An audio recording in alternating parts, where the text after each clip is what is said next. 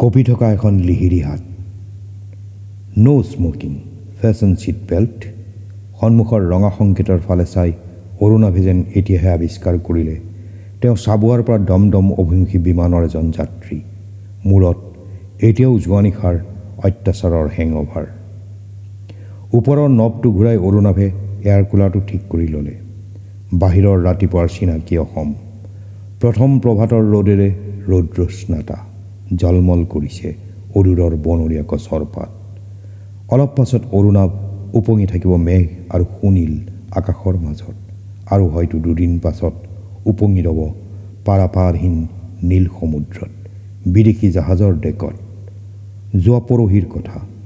ৰাতিপুৱা অফিচত সোমোৱাৰ লগে লগে অৰুণাভৰ টেবুলৰ বাওঁফালৰ ৰঙা টেলিফোনটো সশব্দে বাজি উঠিল। টেলিফোনত ভাহি আহিল অলপতে বাব লোৱা কোম্পানীৰ নতুন ডাইৰেক্টৰ দাক্ষিণাত্যৰ মিষ্টাৰ ৰংগনাথনৰ গলগলীয়া মাত। অৰুণাভ, য়েছ প্লিজ। আমাৰ উৰিষ্যাৰ বংগোপসাগৰত আৰম্ভ কৰিবলৈ লোৱা নতুন প্ৰকল্পটোলৈ তোমাক বদলি কৰা হৈছে। তোমাৰ ইনিচিয়েল পোষ্টিং ভুৱনেশ্বৰ বা পাৰাদ্বীপ। পাৰাদ্বীপ? ভুৱনেশ্বৰৰ পৰা 120 কিলোমিটাৰ, সৰু বন্দৰ, আমাৰ প্ৰকল্পৰ প্ৰধান বেছ। তুমি ৰিপৰ্ট কৰিব লাগিব এই সপ্তাহতে। পাৰ্চনেলৰ গণপতিক লগ ধৰি যা যোগাৰ কৰি ল'বা। মোৰ শুভেচ্ছা থাকিল। ফোনটো ক্ৰেডেলত থোৱাৰ পাছত ক্ষন্তেকৰ বাবে অৰুণাভৰ মনত মিশ্ৰিত প্ৰতিক্ৰিয়াৰ সৃষ্টি হ'ল। উৰিষ্যালৈ সি কোনোদিনেই যোৱা নাই। পাৰাদ্বীপ নামৰ কোনো বন্দৰৰ নাম কেতিয়াবা শুনা বুলিও তাৰ মনত নপৰিল। কোম্পানীৰ 25 বছৰীয়া সুদীৰ্ঘ ইতিহাসত পোনপ্ৰথমবাৰৰ বাবে লোৱা হৈছে এক সাংঘাতিক এম্বিচিয়াছ পৰিকল্পনা। ইমান দিনে কোম্পানীৰ কাৰ্য সীমাবদ্ধ আছিল অসম আৰু অৰুণাচলৰ স্থলভাগত, তেল আৰু প্ৰাকৃতিক গেছৰ সন্ধানত। কোম্পানীৰ ইতিহাস গৌৰৱোজ্জ্বল। প্ৰতি বছৰৰ এনুৱেল ৰিপৰ্টত কৃতকাৰ্যতাৰ জল পট স্বাক্ষৰ। বিশ্বৰ বিভিন্ন প্ৰান্তৰত ইতিমধ্যে অলেখ কোম্পানীয়ে স্থলভাগ এৰি নামিছে সমুদ্ৰত ব্লেক গোল্ড বুলি জনাজাত তেলৰ সন্ধানত। ভাৰতৰ বম্বে হাইও ইতিমধ্যে প্ৰখ্যাত হৈ পৰিছে 70ৰ দশকত NB প্ৰসাদ চেয়াৰমেন থকাৰ সময়ত ONGCৰ দ্বাৰা সমুদ্ৰগৰ্ভত তেলৰ বৃহৎ ৰিজাৰ্ভ আৱিষ্কাৰৰ পাছত। আন্দামান, গুজৰাট, অন্ধ্ৰপ্ৰদেশৰ উপকূল সংলগ্ন সমুদ্ৰতো ইতিমধ্যে তেল সন্ধানৰ ব্যয়বহুল পৰিকল্পনা হাতত লোৱা হৈছে। ONGCৰ যোৱা বছৰৰ লাভৰ পৰিমাণ 1300 কোটি টকাৰো অধিক। ঘৰলৈ আহি অৰুণাভে প্ৰথম ষ্টাডি ৰুমত ওলমাই ৰখা ভাৰতৰ মানচিত্ৰখন চালে। কলিকতাৰ পৰা বংগোপসাগৰৰ উপকূল ৰেখাৰে দাক্ষিণাত্যলৈ নামি যোৱাত পথত পুৰীৰ ওচৰত সৰু আখৰে লিখা পাৰাদ্বীপ নামটো চকুত পৰিল। পাৰ্চনেলৰ গণপতিক সুধি অৰুণাভে জানিব পাৰিলে মিষ্টাৰ ৰংগনাথনৰ নিৰ্দেশ অনুসাৰে ইতিমধ্যে পৰহিলৈ টিকটৰ ব্যৱস্থা কৰা হৈছে। চাবুৱাৰ পৰা কলিকতালৈ বিমানত, তাৰ পৰা সন্ধিয়া পুৰী এক্সপ্ৰেছেৰে যাব লাগিব ভুৱনেশ্বৰলৈ। ভুৱনেশ্বৰত নতুনকৈ খোলা অফিচৰ প্ৰকল্প মেনেজাৰ মিষ্টাৰ মেহৰাক লগ ধৰিলে বাকী ব্যৱস্থাৰ কথা তেখেতে জনাব। কালি সন্ধিয়া চুৰচুৰীয়াকৈ ক্লাবত ফেয়াৰৱেল পাৰ্টি এটাৰো আয়োজন কৰা হ'ল। ব্ৰিটিছে আৰম্ভ কৰি যোৱা কোম্পানী বুলিয়েই হয়তো এতিয়াও কোম্পানীত এটা স্বকীয় ঔপনিৱেশিক সংস্কৃতি বিদ্যমান। আশে পাশে থকা বিভিন্ন চাহ বাগান আৰু কোম্পানীক লৈ আজিৰ পৰা প্ৰায় 20 বছৰ আগতে সন্ধিয়া অৱসৰ বিনোদনৰ বাবে ক্লাব এটা প্ৰতিষ্ঠা কৰা হৈছিল। তাত গল্ফ, টেনিছ, বিলিয়াৰ্ড আৰু বিভিন্ন খেল ধেমালিকে আদি কৰি পানীয় সেৱনলৈকে যোগাৰ আছে। বিনন্দ, পৰাগ, কৃপাল আদি অফিচৰ কেইবাজনো কলিগৰ লগত অৰুণাভে ক্লাবত বেছ ৰাতিলৈকে বহিব লগা হৈছিল। সেয়েহে এতিয়া সি বিমানৰ ভিতৰৰ শীতল পৰিৱেশতো অনুভৱ কৰিছে মৃদু হেংঅভাৰ। অৰুণাভে চকু দুটা মুদি দিলে। দুজনী এয়াৰ হোষ্টেছ টফিৰ ট্ৰেলৈ আগবাঢ়ি আহিছে। ভিতৰত মাথোন গো গো শব্দ, কেতিয়াবা দুই এজনৰ মৃদু মধুৰ কণ্ঠস্বৰ, বাতৰি কাকত আলোচনীৰ পৃষ্ঠা লুটিওৱাৰ খৰ্মৰ শব্দ। চকু দুটা মুদি অৰুণাভে মনটো আলফুলে দূৰলৈ এৰি দিলে। অৰুণাভ তেতিয়া বেনাৰস হিন্দু বিশ্ববিদ্যালয়ৰ ইঞ্জিনিয়াৰিং কলেজৰ ছাত্ৰ। অসমৰ পৰা যোৱা বেছ কিছু সংখ্যক ছাত্ৰ ছাত্ৰীয়ে বেনাৰসতো এখন মিনি অসম গঢ়ি তুলিছিল। লখিমপুৰৰ বাছিং, চাংচাৰীৰ প্ৰণৱ, গুৱাহাটীৰ মনীন্দ্ৰ, পৰাগ, মঙলদৈৰ দিলীপ আৰু বহুতো। ছোৱালী হোষ্টেলত থকা ৰেবা, ইন্দ্ৰাণী, বন্ধৰ দিনত দল বান্ধি মেট্ৰিনি চোৱা আৰু দশাশ্বমেধ ঘাটৰ পৰা গংগাৰ বুকুৱেদি নাও লৈ ৰামনগৰলৈ ফুৰিবলৈ যোৱা প্ৰায় নিয়মিত অভ্যাসত পৰিণত। ভাষা আৰু সংস্কৃতিৰ মিলে মানুহক ওচৰ চপাই আনে। সেইকাৰণেই হ'বলা তাত থকা উড়িয়া আৰু বঙালী ল'ৰা ছোৱালীবোৰো বহুতো অসমৰ দলটোৰ ওচৰ চাপি আহিছিল। ৰেবাৰ ৰুমমেট আছিল অনুৰাধা সাহা। অনুৰাধাৰ দেউতাক এসময়ত বাংলাদেশৰ ৰিফিউজি। দেশ বিভাজনৰ সময়ত ঘৰ বাৰী এৰি মাক দেউতাক কলিকতা পাইছিলেই। তাৰপিছত বছৰৰ পিছত বছৰ জীয়াই থকাৰ বাবে অবিৰাম সংগ্ৰাম। শেষত গৈ উৰিষ্যাত থাকিবলৈ ল'লে নিগাজিকৈ। অনুৰাধাৰ জন্ম স্বাধীন ভাৰতত। ছোৱালীজনীলৈ মনত পৰিলে মাজে মাজে হাঁহি উঠে। অদ্ভুত জেদী আৰু অপৰিপাটি। মূৰটো সৰু কাৰণে নেকি চকু দুটা বিৰাট ডাঙৰ যেন লাগে। সাংঘাতিক ফ্ৰী আৰু চটফটীয়া ছোৱালী।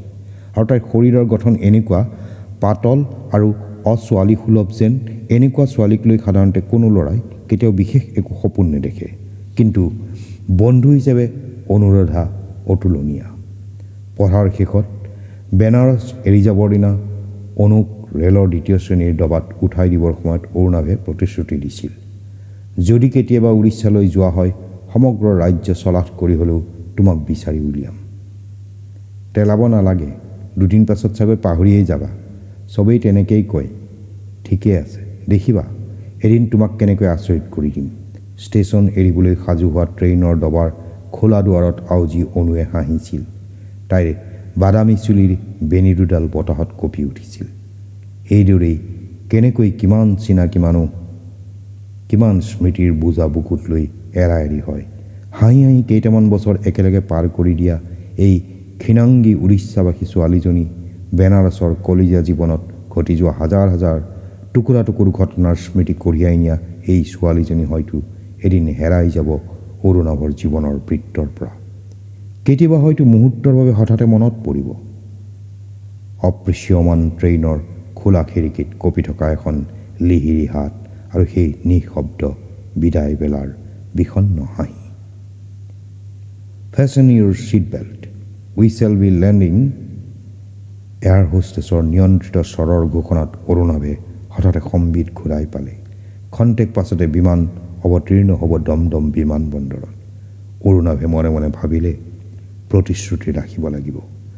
4 বছৰ আগতে বেনাৰস ৰেল ষ্টেচনত গমন উদ্যত ট্ৰেইনৰ ডবাৰ খোলা দুৱাৰত ভেজা দি থিয় হৈ ৰোৱা ভিন্নভাষী ছোৱালীক দিয়া বন্ধুৰ প্ৰতিশ্ৰুতি। ট্ৰেইন ধাৱমান হ'ল অনুৰাধাৰ দিশলৈ। কলিকতাত জুলাই মাহৰ ৰ'দ। এয়াৰপৰ্টৰ লাউঞ্জত উৎকণ্ঠিত যাত্ৰীৰ ভিৰ। লাগেজৰ বাবে অৰুণা বেছি সময় ৰ'ব লগা নহ'ল। হাওৰাৰ পৰা ভুৱনেশ্বৰলৈ যাবলগীয়া ট্ৰেইনলৈ এতিয়াও প্ৰায় 9 ঘণ্টা বাকী। কলিকতাৰ পাৰ্ক ষ্ট্ৰীটৰ অপ্সৰা বিল্ডিঙৰ 6 নম্বৰ ফ্ল'ৰত কোম্পানীৰ গেষ্ট হাউচ আছে। অৰুণাভে ভাবিলে তাত গৈ অলপ ফ্ৰেছ হৈ লোৱা ভাল হ'ব। কাহা যায়েংগে সাব? Park street. চৰ্দাৰ টেক্সি ড্ৰাইভাৰৰ প্ৰশ্নৰ উত্তৰত অৰুণাভে ক'লে আৰু পিছৰ চিটত বহি গাটো এৰি দিলে অলপভাৱে। পাৰ্ক হোটেল যায়েংগে সাব? না না না, অপ্সৰা বিল্ডিং। VIP ৰোডেৰে টেক্সি আগবাঢ়িল কলিকতা মহানগৰী গৰ্ভলৈ। মানিকতলা ব্ৰিজ, যশোৰ ৰোড হৈ চৌৰংগীত ট্ৰেফিক জাম। কোনে জানো কৈছিল কলিকতাত চলোৱা গাড়ীত বডি আৰু ৰঙত অৰ্থ ব্যয় কৰি লাভ নাই। ব্ৰেক, বেটাৰী, ষ্টাৰ্টাৰ ঠিক থাকিলেই হ'ল। ঠিকেই। কলিকতা পূৰাপূৰিভাৱে কসমপলিটান চিটি। বিভিন্ন ৰাজ্যৰ পৰা অহা বিভিন্নভাষী লোকৰ জীয়াই থকাৰ সংগ্ৰামৰ এক অদ্ভুত সমাহাৰ।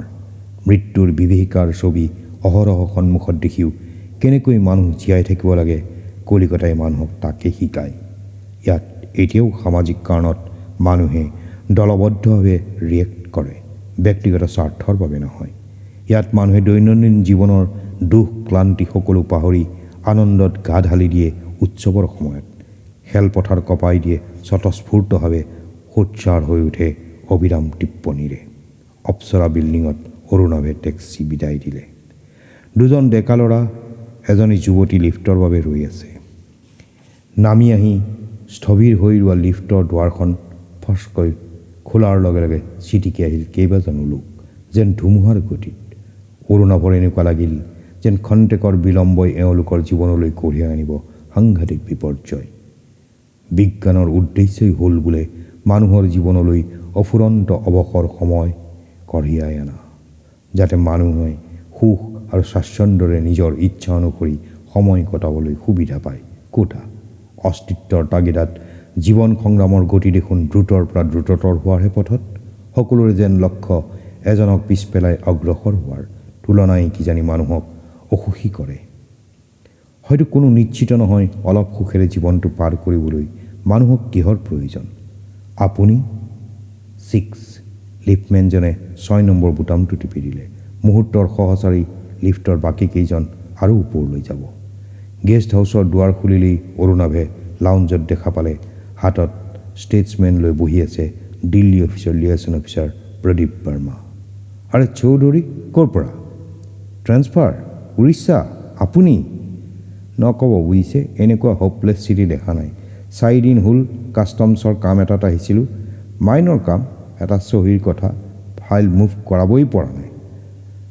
বছেতো নুবুজে চৰকাৰী অফিচাৰৰ পৰা কাম আদায় কৰা কি নৰক যন্ত্ৰণা। মাজে মাজে বুজিছে গুলিয়াই চব শেষ কৰি দিম যেন লাগে। বহক, আছে নহয় 2 দিনমান ইয়াত। দুবাৰমান দিল্লী অফিচলৈ যাওঁতে অৰুণাভৰ ভাৰ্মাৰ লগত ঘনিষ্ঠতা হৈছিল। বেছ মজাৰ লোক। পুৰী এক্সপ্ৰেছত ভুৱনেশ্বৰলৈ যাম সন্ধিয়া, অলপ ফ্ৰেছ হৈ লওঁ। উৰিষ্যাত কিমান দিন? আহিছোঁহে, চাওঁচোন। এইবাৰ সমুদ্ৰত তেলৰ সন্ধান চলাব বোলে কোম্পেনীয়ে। সমুদ্ৰ যেতিয়া কাষ্টমছৰ কাম তাতো ওলাব নিশ্চয়। এই বান্দাৰো দাগ পৰিবলৈ বেছি দিন নাই বুজিছে চৌধুৰী। এই দেশত মানুহ থাকি লাভ নাই। আপোনালোক টেকনিকেল মানুহ বাহিৰলৈ যাওক, ডুবাই কুৱেইটলৈ গৈ 2 বছৰ চাকৰি কৰি লাল হৈ আহক। দেশৰ সকলো মানুহ বিদেশলৈ গ'লে দেশ কেনেকৈ চলিব বাৰ্মাজী? বাহ, বেছ দেশপ্ৰেমিক দেখিছোঁ। 6 নম্বৰ ফ্ল'ৰৰ বেলকনিত বহি অৰুণাভে দেখা পালে ব্যস্ত মহানগৰীৰ ব্যস্ততম পথ পাৰ্ক ষ্ট্ৰীটত ততোধিক ব্যস্ততাৰে অহা যোৱা কৰা জন অৰণ্য আৰু টেক্সিৰ শাৰী যেন মুহূৰ্তৰ বাবে দৃশ্যমান হৈ আগবাঢ়ি গৈছে মানুহ আৰু গাড়ীৰ এক চমৎকাৰ বিপুল পথৰ নাটক। অফিচ টাইমত মহানগৰীৰ পথ দেখিলে অনুভৱ কৰিব পাৰি মানুহৰ সময়ৰ মূল্য কিমান।